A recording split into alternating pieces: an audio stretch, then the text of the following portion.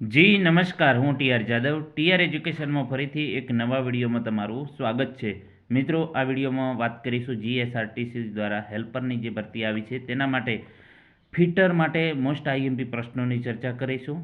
જો વિડીયો પસંદ આવે તો લાઇક કરજો, શેર કરજો અને મિત્રો ચેનલને સબસ્ક્રાઈબ કરવાનું ન ભૂલતા. તો મિત્રો, અને સાથે સાથે લાઇક પણ તમે મિત્રો કંજુસાઈ ઘણી કરો છો. લાઇક કરવામાં તમારે ક્યાં પૈસા આપવાના છે? તો મિત્રો લાઇક પણ કરતા રહેજો. અને આ વિડીયોમાં 500 લાઇક્સ આવશે તો પછી નેક્સ્ટ વિડીયો બનાવીશું એવું નક્કી કર્યું છે. તો એ પ્રમાણે મિત્રો તમે લાઇક કરવાનું ભૂલતા નહીં. 500નો ટાર્ગેટ રાખ્યો છે તો બધા ફટાફટ લાઇક કરી દેજો. તો નેક્સ્ટ વિડીયો આવશે, બરાબર? કેમ કે આ વિડીયો બનાવવામાં 3-4 કલાક મહેનત લાગે મિત્રો. તમારે ફક્ત લાઇક જ કરવાનું, પૈસા કંઈ આપવાના નથી. તો મિત્રો લાઇક કરવામાં કેમ કંજુસાઈ કરો? તો ચાલો મિત્રો સ્ટાર્ટ કરીએ. તો ભાગ બીજો છે ફિટર માટેનો. કયા પ્રકારના જીગમાં બેઝ પ્લેટ હોતી નથી? તો મિત્રો કયા પ્રકારના જીગ પ્લેટ, જે જીગ પ્લેટ છે એમાં નીચે બેઝ પ્લેટ હોતી નથી? તો તેનો સાચો જવાબ છે ટેમ્પલેટ જીગ. તો ટેમ્પલેટ જીગ છે તેમાં બેઝ પ્લેટ હોતી નથી. આઈએમપી પ્રશ્ન છે. એના પછી વાત કરીશું. અહીં આકૃતિ દર્શાવેલી છે. નીચેના આકૃતિમાં દર્શાવેલ પિક્ચરનું નામ શું છે? તો અહીં મિત્રો આકૃતિ તમે જોઈ શકો છો. તો જે આકૃતિ છે તે મોડિફાઈડ એંગલ પ્લેટ ફિક્ચરની છે. Modified angle plate fixture. એના પછી વાત કરીશું વી બ્લોકમાં આપેલા ગ્રુવ્સનો ઉદ્દેશ્ય શું છે? વી બ્લોકમાં આપેલા ગ્રુવ્સ એટલે ખાંચો. વી બ્લોકમાં આપેલા ગ્રુવ્સનો ઉદ્દેશ શું છે? તો તેનો ઉદ્દેશ, એનું કારણ કે ક્લેમ્પને સમાવવા માટે ગ્રુવ્સ એટલે કે ખાંચા આપેલો હોય છે. એના પછી વાત કરીશું આકૃતિમાં દર્શાવેલ જીગનું નામ જણાવો. તો અહીં જે આકૃતિ દર્શાવેલી છે તે ચેનલ જીગ છે. નેક્સ્ટ, કયા પ્રકારના પિક્ચરમાં મશીનિંગ કરવાનું હોય તેવા ભાગને સરળતાથી પકડી શકાય છે? તો કયા પ્રકારના પિક્ચરમાં મશીનિંગ કરવાનું હોય તેવા ભાગને સરળતાથી પકડી શકાય છે? તો વાઇસ પિક્ચર. તેનો સાચો જવાબ છે વાઇસ પિક્ચર. નેક્સ્ટ, ડ્રીલ જીગમાં ડ્રીલ બુશ શા માટે રાખવામાં આવે છે? તો મિત્રો ડ્રીલ જીગમાં ડ્રીલ બુશ શા માટે રાખવામાં આવે છે? તો ડ્રીલ જીગમાં ડ્રીલ બુશ એટલા માટે રાખવામાં આવે છે કે કટિંગ ટૂલને લોકેટ અને ગાઈડ કરવા માટે. જે કટિંગ ટૂલ છે તેને લોકેટ અને ગાઈડ કરવા માટે. નેક્સ્ટ, આકૃતિમાં દર્શાવેલ બેલ્ટ ફાસ્ટનરને જણાવો. કયો છે બેલ્ટ ફાસ્ટનર? તો તેનો સાચો જવાબ છે એલિગેટર ટાઈપ. જે આકૃતિમાં અહીં આપેલું છે તે બેલ્ટ ફાસ્ટનર એલિગેટર ટાઈપ છે. નેક્સ્ટ, આકૃતિમાં દર્શાવેલ ગિયરમાં એક્સ શું દર્શાવે છે? તો અહીં તમે જોઈ શકો છો જે આ પોર્શન આપેલો છે તો એ શું કહેવામાં આવે છે? તો તેનો સાચો જવાબ છે ફેસ વિડ્થ. નેક્સ્ટ, જ્યારે બે શાફ્ટ વચ્ચેનું અંતર ઓછું જ હોય ત્યારે કયા બેલ્ટનો ઉપયોગ થાય છે? મિત્રો જ્યારે બે શાફ્ટ વચ્ચેનું અંતર ખૂબ જ ઓછું હોય, મોસ્ટ આઈએમપી પ્રશ્ન છે.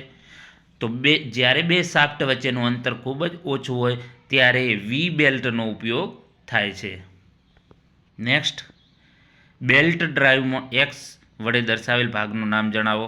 તો અહીં મિત્રો એક્સ ભાગ દર્શાવેલો છે, અહીં તમે જોઈ શકો છો. તો કયા નામે ઓળખવામાં આવે છે? તો એને જોકી પુલી. અહીં સાઈડમાં તમે જોઈ શકો છો જેને જોકી પુલી તરીકે ઓળખવામાં આવે છે. નેક્સ્ટ, નીચે આપેલ કપલિંગનું નામ જણાવો. તો અહીં તમે જોઈ શકો છો કપલિંગ આવેલી છે. તો કયા નામે ઓળખવામાં આવે છે? જેને પ્લેટ કપલિંગ. નેક્સ્ટ, સુકાઈ ગયેલા બેલ્ટનો ગ્રીપિંગ ગુણધર્મ કેવી રીતે સુધારી શકાય? તો સુકાઈ ગયેલા જે બેલ્ટનો છે ગ્રીપિંગ ગુણધર્મ રેઝિન પાવડર લગાવીને સુધારી શકાય છે. નેક્સ્ટ, નિકલનો મેલ્ટિંગ પોઈન્ટ કેટલો હોય છે? મેલ્ટિંગ પોઈન્ટ, ગલનબિંદુ કેટલો હોય છે? તો તેનો સાચો જવાબ છે 1450. હવે મિત્રો એક પ્રશ્ન છે કે ગલનાંક અને ઉત્કલન બિંદુ અને ગલન બિંદુ જો તમને આઈડિયા હોય તો કોમેન્ટ બોક્સમાં લખજો કે ગલનબિંદુ કોને કહીશું અને ઉત્કલન બિંદુ કોને કહીશું. તો નેક્સ્ટ વિડીયોમાં આપણે તેના વિશે ચર્ચા કરીશું. જો તમને ગલનાંક એટલે કે ઉત્કલન બિંદુ અને ગલન બિંદુ વિશે ખબર હોય તો કોમેન્ટ બોક્સમાં લખજો. તો તેનો નિકલનો મેલ્ટિંગ પોઈન્ટ 1450 સેલ્સિયસ છે. નેક્સ્ટ, નીચે આપેલ કપલિંગનું નામ જણાવો. તો અહીં મિત્રો કપલિંગ આપેલું છે, તો તેનું નામ છે યુનિવર્સલ કપલિંગ. નેક્સ્ટ, લીડેડ ગન મેટલમાં મિશ્ર ધાતુનું પ્રમાણ જણાવો. તો લીડેડ ગન મેટલમાં મિશ્ર ધાતુનું પ્રમાણ છે કોપર 85% છે, લીડ 5% છે, ઝીંક 5% છે, ટીન 5%. નેક્સ્ટ, બેલ્ટ ડ્રાઈવમાં જોકી પુલીનો હેતુ શું હોય છે? તો બેલ્ટ ડ્રાઈવમાં જોકી પુલીનો હેતુ, જે આપણે આગળ વિડીયોમાં દેખ્યું કે સાઈડમાં આકૃતિ બતાવેલી જોકી પુલી, તો તેનો ઉપયોગ શું છે અથવા તો હેતુ શું છે? તો તણાવ જાળવી રાખવા, ટેન્શન જાળવી રાખવા. નેક્સ્ટ, આકૃતિમાં દર્શાવેલ બેલ્ટ ફાસ્ટનરનું નામ જણાવો. તો અહીં બેલ્ટ ફાસ્ટનર આપેલો છે, તો કયા ટાઈપનો છે? તો wire type belt fastener. Next, નીચે પૈકી કઈ એક મિશ્ર ધાતુનું મૂળ રૂપે તાંબુ અને ટીનની મિશ્ર ધાતુ છે? તો તેનો સાચો જવાબ છે બ્રોન્ઝ. મોસ્ટ આઈએમપી પ્રશ્ન છે. નેક્સ્ટ, કયા પ્રકારની કપલિંગમાં ડિસએંગિંગની વ્યવસ્થા હોય છે? તો કયા પ્રકારના કપલિંગમાં ડિસએંગિંગની વ્યવસ્થા હોય છે? તો યુનિવર્સલ કપલિંગ. મોસ્ટ આઈએમપી પ્રશ્ન છે મિત્રો. નેક્સ્ટ, આકૃતિમાં દર્શાવેલ ગિયરમાં એક્સ શું બતાવે છે? તો અહીં તમે જોઈ શકો છો, અહીં જે આ બતાવે છે, તો એને કયા નામે ઓળખવામાં આવે છે? તો તેને પીચ સર્કલ તરીકે ઓળખવામાં આવે છે. જે અહીંથી આ ભાગ નીકળ્યો છે, જેને પીચ સર્કલ તરીકે ઓળખવામાં આવે છે. તો મિત્રો, આ 20 પ્રશ્ન મોસ્ટ આઈએમપી ચર્ચા કરી. જો વિડીયો પસંદ આવે તો લાઈક કરજો, શેર કરજો અને મિત્રો ચેનલને સબસ્ક્રાઈબ કરવાનું ન ભૂલતા. અને મિત્રો ખાસ ધ્યાન રાખજો, 500 લાઇક્સ આવવી જોઈએ મિત્રો. 1000, 1500, 2000 માણસો જોવે છે પણ લાઈક કોઈ નથી આપતું. તો મિત્રો મહેનત વિડીયોમાં વધારે જોઈએ છે, તો એ પ્રમાણે મિત્રો લાઈક પણ આપતા રહેજો. 500 લાઇક્સ આવશે તો બીજો વિડીયો આવશે. Thank you for watching this video.